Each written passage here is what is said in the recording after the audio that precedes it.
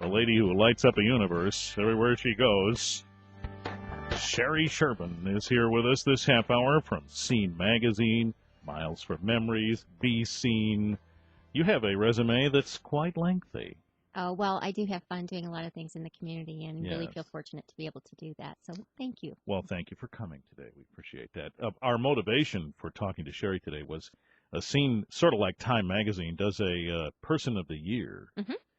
And this year, it's more than one person, Right. which is interesting. Who is it? Well, this year we decided to feature really the entire organization as it relates to the BC Vision. And the biggest reason is because we do collect nominations throughout the year for individuals to be recognized for the Man or Woman of the Year. And the vast number of nominations that came in this year were all because of the relationship with BC Vision, ranging from steering committee members to different task force leadership. And it was really hard to just be able to say, you know what, we're going to focus on this task force and these two people or another one, and instead decided to really look at the organization as a whole. And what might be surprising to some is that this is not the first time that we've recognized an organization. So we have recognized 12 different organizations over the years. Oh, my. Yeah, as we have gone through the process, and included in that are 33 different individuals as well. So, you know, we do try to recognize the leadership in the community in whatever form that may take.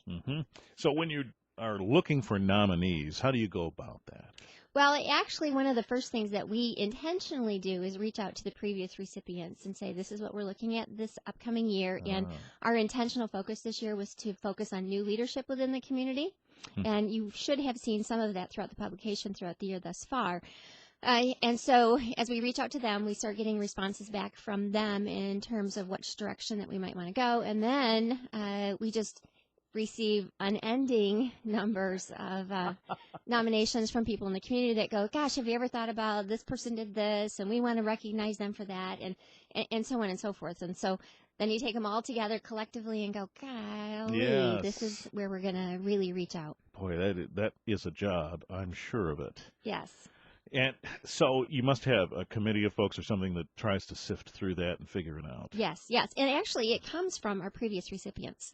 So, you know, part of, the thought process is I was recognized. This is why I was recognized. This is what was important to me during this time frame, and what is important now to the community, again, as we continue to go forward. Those that generally have the largest amount of weight in the process, so to speak, are the most previous recipients.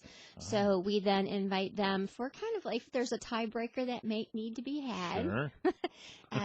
really kind of look to their input and what they have also found to be important in the community throughout the previous year. You ever had a tiebreaker? Yeah. Yes. That's why we need an odd number of folks helping to figure it out. All right. Exactly. And when we come back in a minute, we may have gotten ahead of ourselves. We'll talk about Scene Magazine in general first and figure out what the goal of Scene Magazine is. And then we'll come back to talking about the persons of the year as it is this year. All right.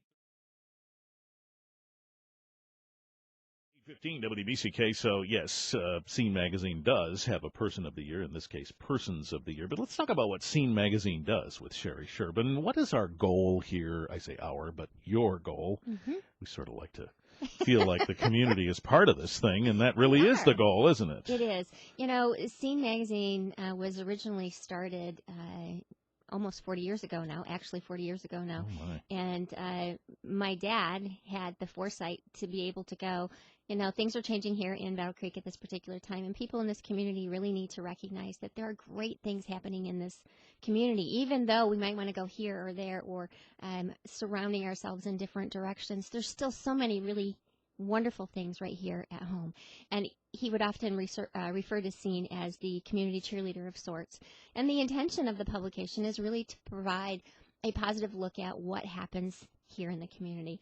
It doesn't mean that we don't address something that's a negative scenario, but by golly, we won't address it unless we can also offer some solutions at the same time. Interesting. Now, you know, we in the media do get accused of being negative a lot. Yeah. And so that's helpful, I suppose. I always go back to one of my role models, who was a guy in Detroit named Mort Krim, who was on television in Detroit, and he used to say, when people would say to him, you know, why is the news always so bad? He would say, because if we ignore it, then we tacitly approve of it, Mm-hmm. which is interesting. But what Scene does is help us really focus on what's positive, Right. too. It definitely does. And, we've been doing it for a significant number of years now, and we will continue in that same light.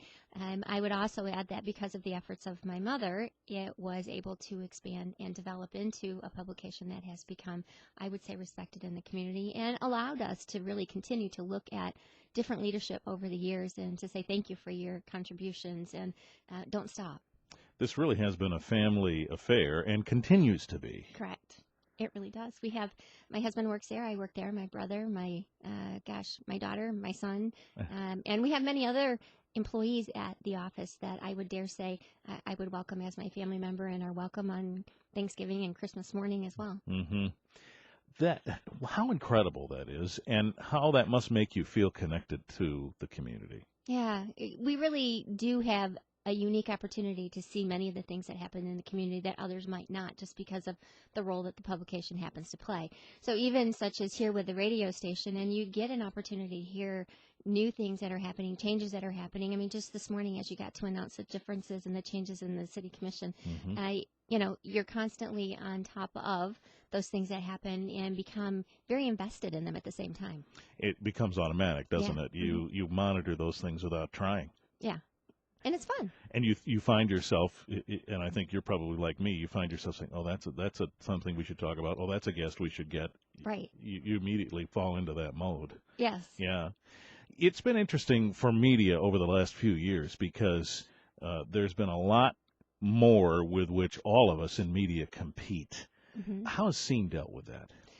Well, one of the things that we have as a positive with the publication as well is that it actually is owned by an advertising agency. And frankly, we have recognized because of our roots that there's great value in all of the media and they all serve a different purpose. Right. And it allows for us to work together on a variety of different things. There will always be some level of competition, if you will, in certain realms as you deal with the media across the spectrum. But frankly, we're all here for doing the same thing and helping somebody else be able to help themselves a little bit more or something in the community and have a greater impact. Mm-hmm.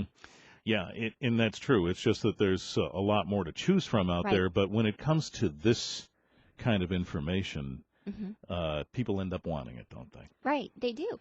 And it's always wonderful when someone walks in the door and says, oh, there was a great article on my dad or my brother or my sister, and who knew that other people would appreciate what it was that they had to offer. Can I get 17 more of those? Right. Got any extras? Well, we do allow for some extras and those kinds of things, but, 300 is usually a bit of a challenge sometimes. The good news is it's online. That's right. Yeah. Exactly. Front to back. We'll talk about that, too, coming up. And we'll talk more about person or persons of the year. And really, it was interesting to hear the statistic that there has been quite a few occasions where there have been more than one person. And we'll talk about what some of those scenarios have been coming up, and maybe some more of our memorable persons of the year from Scene Magazine with Sherii Sherban at 8:20. WBCK Wednesday. Sherii Sherban is here from Scene Magazine. We're talking about the person of the year, and this year it's the Battle Creek Vision steering committee in its entirety that was chosen, right? Right, and actually it's even bigger than that. It's really more the organization that's really been developed as a result of that, and the leadership that has come into play, again, from some of the additional task forces that have been involved. Some of those that have been nominated were not even chosen in leadership as a task force either, but were significantly involved in the beginning process. So it was really difficult and challenging to basically say, we're taking you two, but not you two, and you, but not you. And realistically, it is a collective action that is happening in our community that is a catalyst for change and positive action. Mm-hmm. It's almost like trying to say, who's your favorite child? It can be really tough. Hard to do that. So what are some of the other organizations or groups or couplings that you've chosen in the past that have ended up being persons of the year? All right, so couplings of persons. We've had fathers and sons. We have had a couple of those scenarios that have occurred. Most recently, Joe and Eric Stewart were recognized. We have recognized a husband and wife team. We have recognized coworkers. We have just really looked at a variety of different ways to identify, again, those positive things that are happening in the community. You know, as we then have expanded to some of the other organizations as well, you know, some of those that we have looked at and recognized over the years would include organizations such as the Battle Creek Community Foundation or the Battle Creek Chamber of Commerce. Sure. And again, in those organizations, and I'm going to just take the Chamber of Commerce as an example, a lot of it's not only because of the leadership, but then also because of all of the additional committees that they have acting and were acting at that time, which might be slightly different today, but all engaged in the process of moving that particular organization forward and impacting our local small business community. Mm-hmm. Lots of roots. Right. Yeah, offshoots.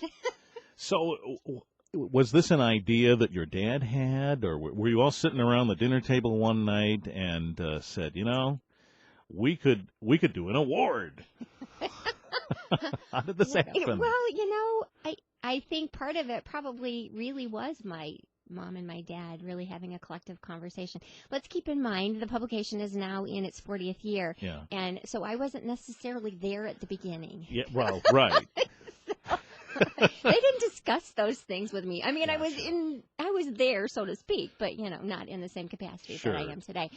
But the process began a little bit smaller in the beginning, and, you know, we started with the development of really the Substance Abuse Council and how that organization got started, and recognizing those two individuals right at the get-go. So Penny DeGarmo and Dave Steger were the two that we originally started this whole thing with. Mm-hmm.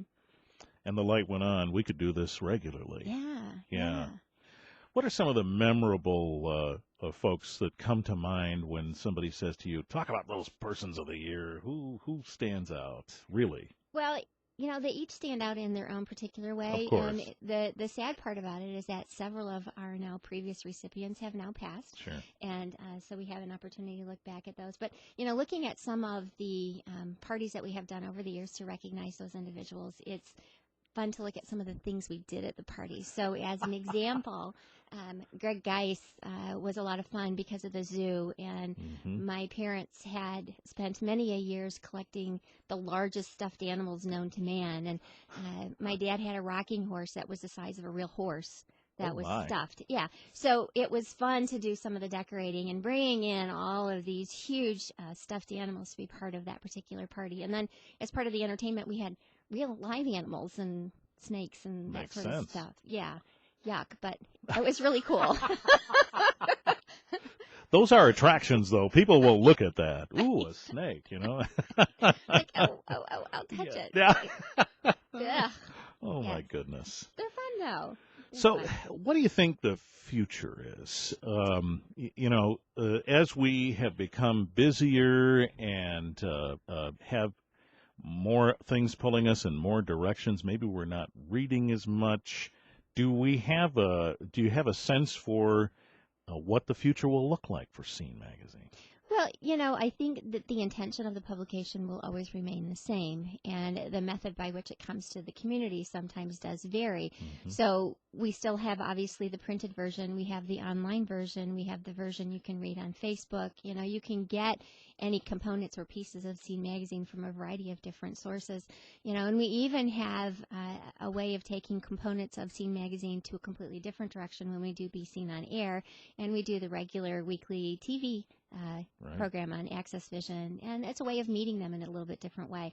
So, you know, there's an opportunity to experience it in a variety of different ways and in a collection of different ways. So, you know, you can go back and look at Scene Magazine from 10 years ago and read it online if that's something that you want to do. That's great. And you can take those snapshots or print those articles and add comments to that. So, you know, trying to stay aware of the fact that things are indeed changing and things need to be accessed in a little different way. And, you know, one of the fun things is the app that's getting put together right now and ways that you can access some of the fun stuff for the publications, and the ability now to be able to nominate people online for a variety of different things that we do. And, you know, one of our other publications is Senior Times, and so we reach out very specifically to those aged 50 and above, whether you're caring for your loved one who is older or whether it's something that you're looking at for yourself. But again, surprisingly enough, it's a huge interest in reading a lot of the publication online. They will always want to touch it for quite some time to come, but, you know, a significant increase in online readership for that as well.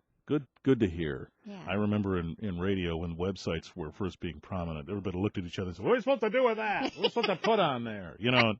Or radio. It took a while for the light to go on about how to integrate that into your Right. business model, and so it is interesting how it's grown. It is. It's Congratulations on the success you've had. Well, thank you. All right, Appreciate we'll it. stay in touch, and maybe there'll be a Person of the Year we can talk about before much longer again. Yes, I'm sure there will. All right, thanks, Sherii. Thank you. Sherii Sherban, Scene Magazine.